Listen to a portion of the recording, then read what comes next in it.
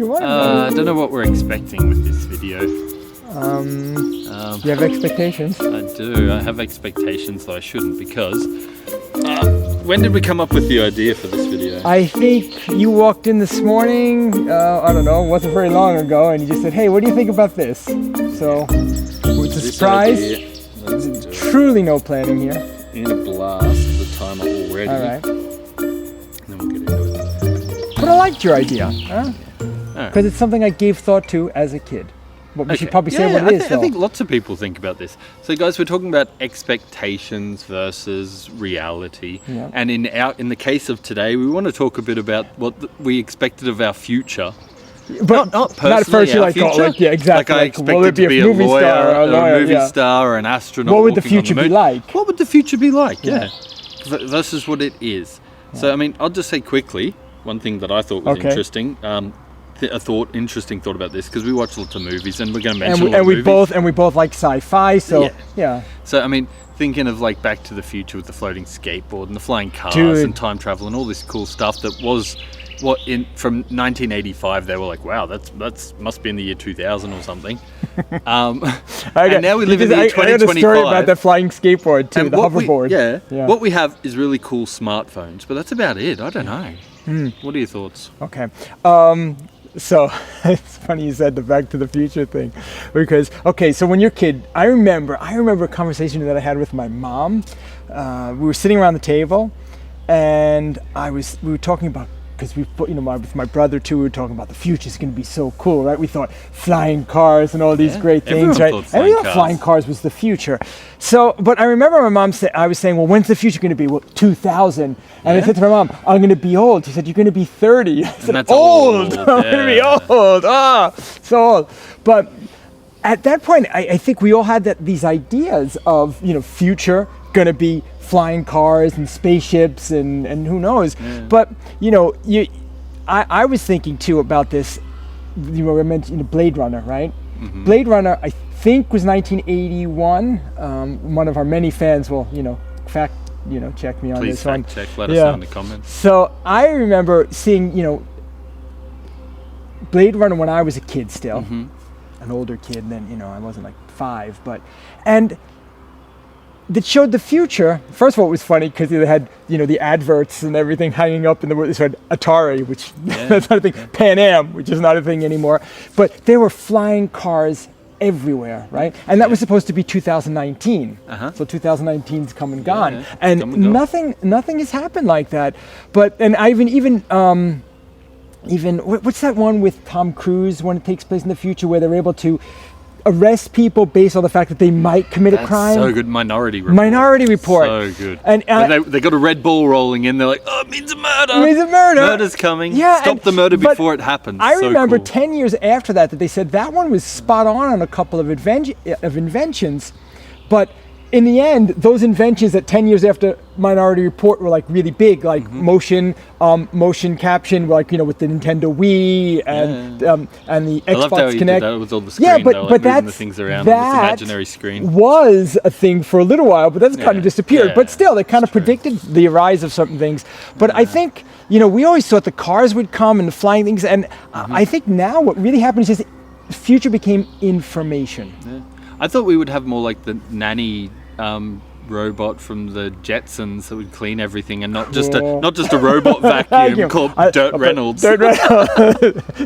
What's yours called? I would call mine R2 Clean Too. R2 Clean Too. But I don't have one, and I don't think I'll be getting one. But I love mine. No, I do. There. So, hi, Dirt Reynolds. Say hi to Dirt. Hey, Dirt. Daddy loves you. Daddy loves you. Oh man. All right.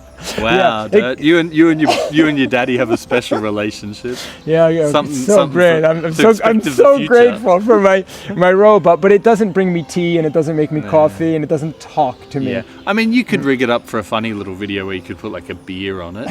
And you'd be sitting on the sofa and it comes over towards you and you just grab the beer. Yeah, if you program the room it comes to, it could do that. Reynolds. It could do that. So there's that, the Jetsons like nanny and cleaning robot. I thought we would have it more like that. But that was a bit from, not Minority Report, but now I'm thinking of that iRobot movie with Will Smith. Yeah. With these robots that were like servants, and there were like the 3 main rules: that they would not hurt you, they would stop things from hurting Asimov. you and all this sort of stuff. They had Yeah. these 3 rules that they would go by, these robots. And yeah, I thought we would maybe live closer to a reality like that. But I don't think anyone foresaw, is that Yeah, right? foresaw. The advent of information. I mean, it became all information. We have a world of information now with the AI technology. Yeah. It's not like thinking. It's a pretty new one, though. It's new, and I think it's really. I mean, I don't know. It's not like conscious beings or anything. It's just they got all the internet and it's accessed so quickly. I'm not an expert on this, but it's amazing that I wouldn't have thought we could do that in something that's in our pocket.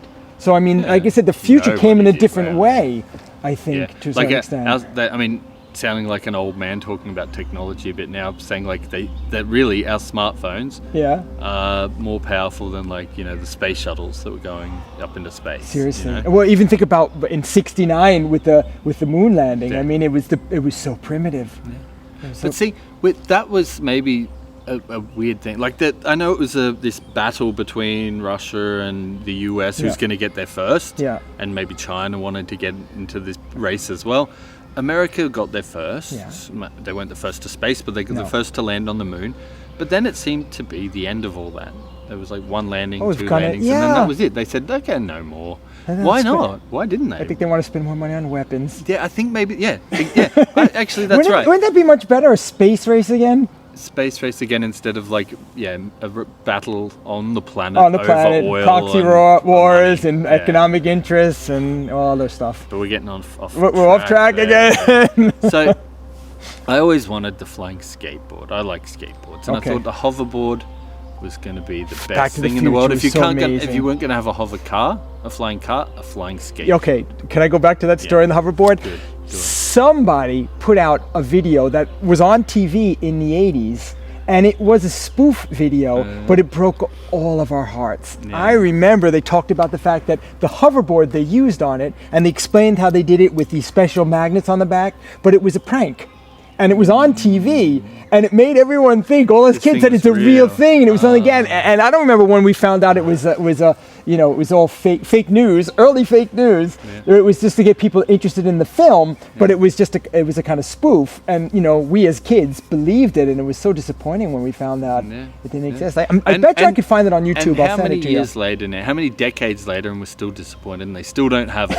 There is still no hoverboard. Dude, is there a hoverboard now? There's like these drone things, and they're super dangerous. But there's the one where it's like a motorbike, like that you're basically sitting on with the 4 drone blades, and you can go flying off. I think there's a standing sort of board that's like that with 4 drone blades. It's like a quadcopter basically. It's like you're standing on a quadcopter. Yeah. They have jetpacks, but they're these things that are so big and burn so much fuel. And they can explode on your back. You can cross a river, and then that's it. Done. You're not Iron Man. You're not the Rocketeer. Yeah. Did you ever see that movie, The Rocketeer? And he had this golden mask, and he like a jetpack, and he was flying. I think everywhere. so. I remember that as a kid. The Rocketeer. The Rocketeer. I wanted a jetpack, big time. And his little jetpack could fly him around all day long. People have invented flying cars, but they're not nearly as cool as the flying cars from movies. You have to fold them up and turn them into a plane. They fold them up, and they can open even automatically. I've seen now a couple of them where they. Yeah. And also these kind of I can't remember what those called. Those even like those helicopters that have the propellers that lift them up. And I've seen that now that they actually. I saw some videos recently about that. Okay.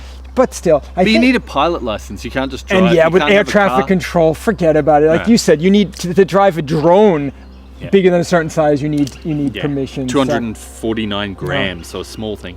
So you can't do it. You need, like I said, a pilot license to fly these cars, and you need to be Elon Musk. Yeah. You need to have his money in your bank account. But still, it's not for everyone, and we're in the year 2025, so that's a bit disappointing. My expectations I have a but. Have been Keep shattered. finished, though. Yeah. But don't you think, though, this information and the fact, could you imagine as a little kid, everyone said it'll be flying cars, but I remember going back to Blade Runner again, when they were having conversations, video conversations, and wow, they can see each other when they talk. I remember many years after that, people were talking about it. They were talking about a phone that can do that. Yeah. But now we can walk around the street, and I can talk to my mom in New York and be here in Austria. Right. And that's still pretty amazing, and you're not paying any. Yeah, okay, you have to have your internet contract on the phone. Whatever, €10 a month they pay for that. But then I could stay. You could have a video conference 24 hours a day with someone without having to spend more money. I mean, that's pretty amazing. And cool. you can make videos and you can take pictures, and it's an OLED screen that you walk around in your pocket with. I don't know. So these things are cool. Like if we went back to like my childhood in the early 90s and stuff and thought about that and went, that's what we'll be doing, our minds would have been blown. Yeah. My mind would have been blown. But we were stuck on the cars that flew. Yeah. My mind would have still been blown. I would have been like, no flying cars, but those those things. are cool. But now I guess we're just like, all of us, we take that all for granted now. So it's like these big leaps and bounds in phone technology, mobile technology are just taken for granted now. But it's my expectations were not just focused on this little thing in our pockets, and that seems to be everything the humans have put their technology into at the moment. So a lot of their free time energy. Their free time energy, and that's right, all the games that just mind-numbing games and all this sort of stuff in there. But yeah, there's that, and I don't know, I'm a bit disappointed. But like I said, I think growing accustomed to that, or taking all that for granted is another talk we can have. Yeah. Taking things for granted. That's our time here. But I wanted to add something to what you said. Yeah, I want to add something to what you said there. Dismiss that. I was thinking what you're talking about, the phone technology is improving and whatnot. Damn you, phone! Damn you, phone! You control my life. Yeah. So, I think like in 2007 when the iPhone came out, that was a blow away everyone moment, right? Yeah. You can make the picture bigger by, squeeze, open, pinch, open. Mm-hmm. And that was like, whoa, that was amazing.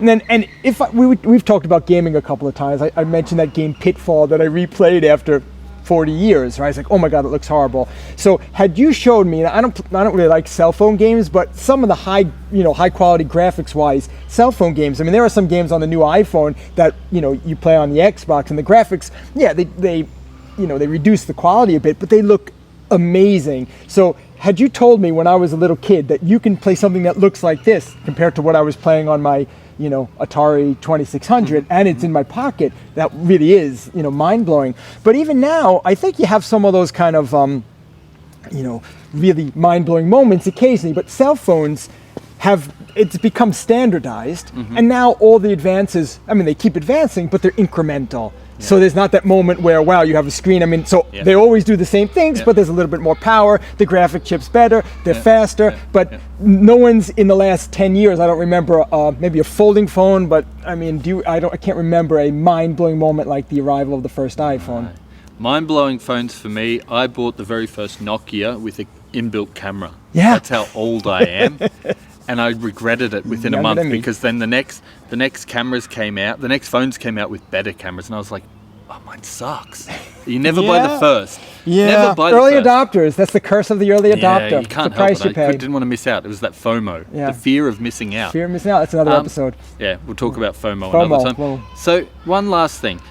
Speaking about old movies, Star Wars and stuff, when messages would come through and that'd be the project on the hologram. The hologram. That's it, the hologram sending a message to you. And I thought, okay, recently, after with Skype and everything, I thought how great it is to be able to talk to anyone on the other side of the world, like you mentioned.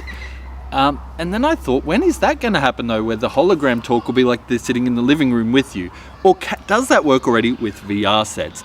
Like, we're going to end it with that. Say something. But I mean, Microsoft had done a thing like that. You have to have special glasses for it. We talked about glasses. this. Yeah, AR glasses, augmented reality glasses, and I've listened to people speak about it, and not only ones who've worked for Microsoft to advertise it, but they're saying it's incredible. It superimposes 3D models.